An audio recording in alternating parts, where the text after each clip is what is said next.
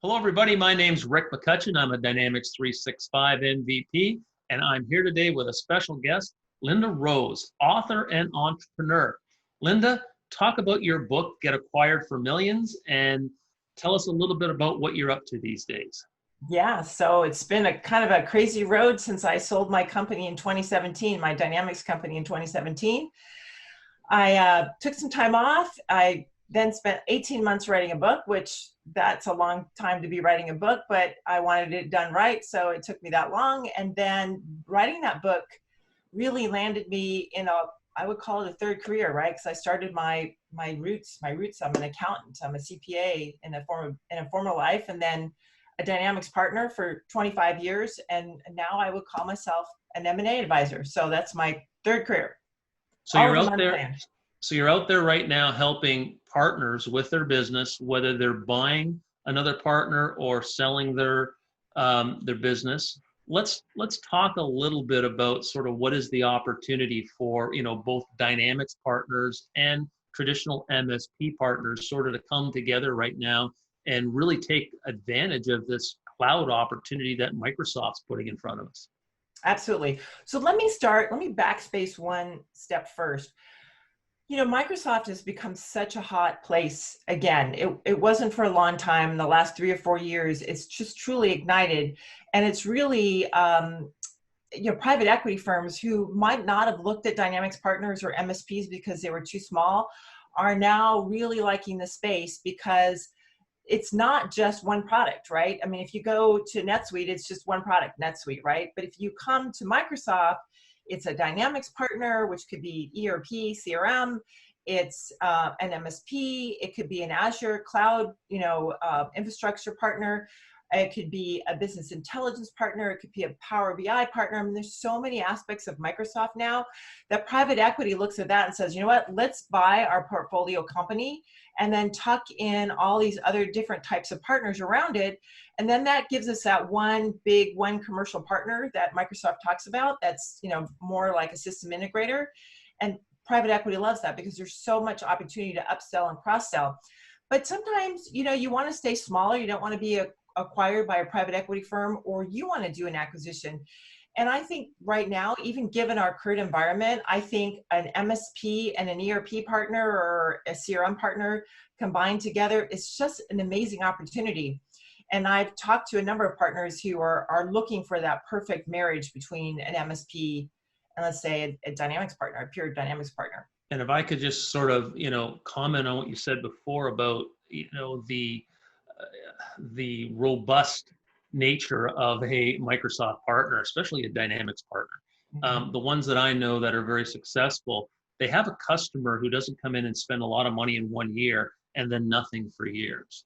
Right. They invest in this technology, right? So they just keep coming back and the projects go longer and bigger. And now we're seeing the projects really, taking in SharePoint, taking in Office, taking in the website, taking in mobility. So you're dead on when you talk about the value of this digital transformation Microsoft's taking our end user customers through, because they're saying, a lot of them are saying, we're going to build on this Microsoft stack.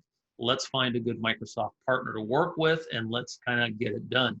And I think in this situation we've been in the last few months, we've seen digital transformation actually speed up, where people Absolutely. saying, we need to get this done now because we can't have any on-premise technology. We need to have everything in a secure cloud.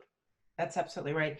And the other thing too, Rick, is Dynamics partners tend to be a little bit larger than MSPs. Most MSPs are probably in the $1 to $2 million range.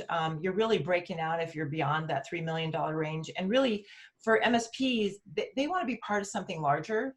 They want to be able to upsell and cross-sell to another customer base as well. And so if they combine with another MSP, that's just really, 2 MSPs, 1 + 1 = 2.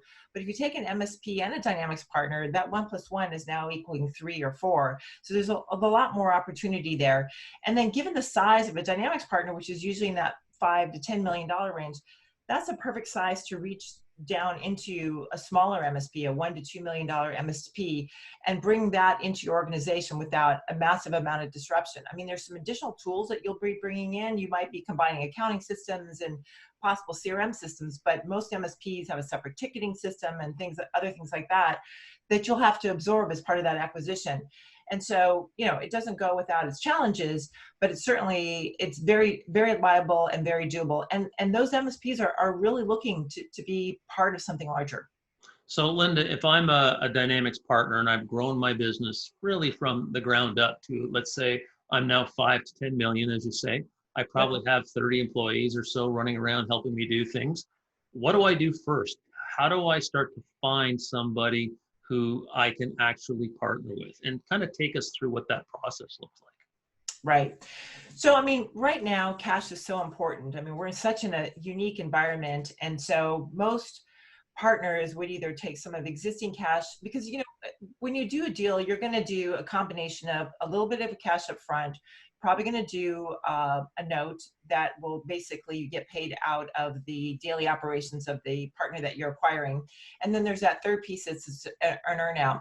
And unless you have that upfront cash for that initial payment to the partner that you're acquiring, you may have to go to the bank for that. And, right now, that's a bit of a concern for partners. Everybody is, keeping their cash, and they're keeping it tight because we don't know how long this pandemic's going to last. And so we're conserving our cash as much as possible. And many partners have gone out and reached out for PPP loans. I know it's pretty common here in the US. And so they're sitting on that cash and using it to fund their operations going forward. But, the loans that people were using to go out and make these acquisitions, they're still available, but the cost of those loans has gone up a little bit. So it's, interest is still very low comparable to what we've seen in many, many previous years. But pre-COVID, you're probably paying a point or a point and a half less. So it is going to cost you a little bit more, but well worth it still if you find the right partner, and a partner who might just be willing to discount a little bit to be part of something larger, and maybe take a little bit more down the road versus something up front. So, and that's the other thing that I'm seeing a lot happening here is the deal is shifting a little bit, where we were seeing a lot more cash up front. Now the buyers are saying, look, we don't want to change the deal value in total. We still want to give you X million dollars for your company, but we would like to shift a little bit of that cash up front to potentially a note that most of the time is getting a 5 to 6% interest rate, and pay you that over time. And if it's a solid partner that's acquiring you, that's not a bad deal. That's actually a pretty good deal, because, you're not getting that in the market today, at least being conservative with your portfolio anyway. So it's interesting too, when I talk to partners right now, because depending what your customer base is, if you have a certain type of customer base, you're really busy and getting run off your feet. But there's other ones that may do more SMB or may do more government type work, and they're strapped for, cash right now. They're seeing that their business is, starting to slow down. So, this could be a motivating time to really have them join a partner whose business is more on the digital transformation mobility side of things. Yes. And it really does right now depend on what vertical you focused in, Rick. I mean, it's kind of, I'm going to say it's that one time when you kind of want to be horizontal. Yes. And just buffer the risks a little bit, right? I mean, we've never talked about it in that way, but this is maybe one time when being horizontal is probably not such a bad thing.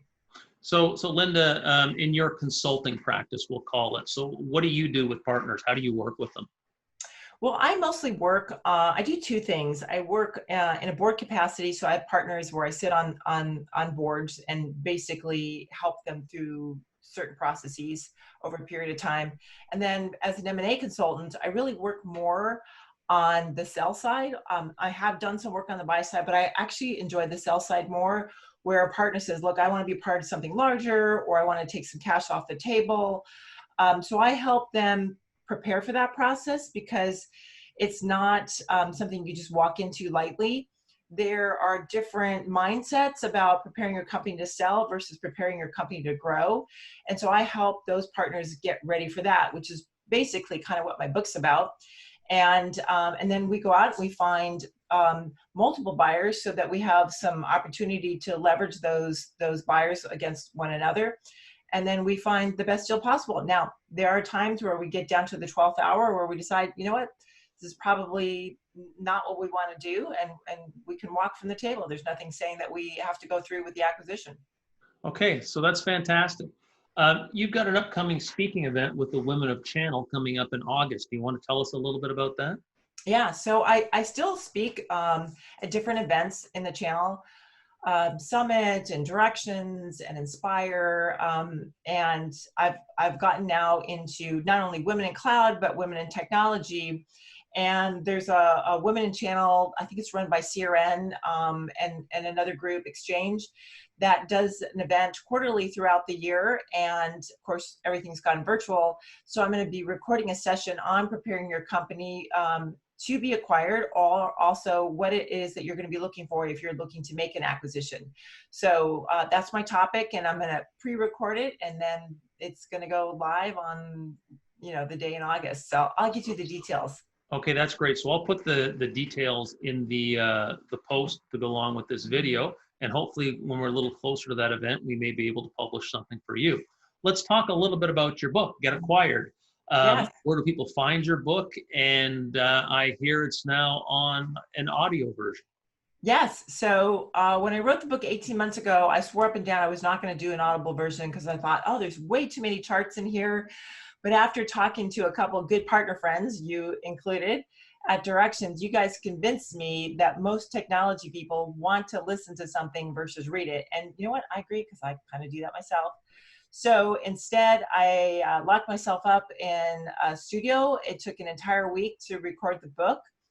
And I'm super excited about it, super thrilled that it's finally out now and available on Audible. So actually, if you do go to my website, you can listen to the first chapter, which talks, it's our fictional character, Robert, and Robert pops up throughout the book, but he is that fictional character that sort of, he's an amalgamation of all the partners that I talked to in preparation for writing this book. I interviewed tons of partners, buyers and sellers both, and they all told me what went right and what went wrong, and all of that is mixed up in Robert. So the book starts out with Robert getting ready to sign on the bottom line after going through this going through the selling process, and what's going through his head and what he's been through the last 4 years to prepare himself for this exact moment, and of course to be acquired for millions. And what is your website?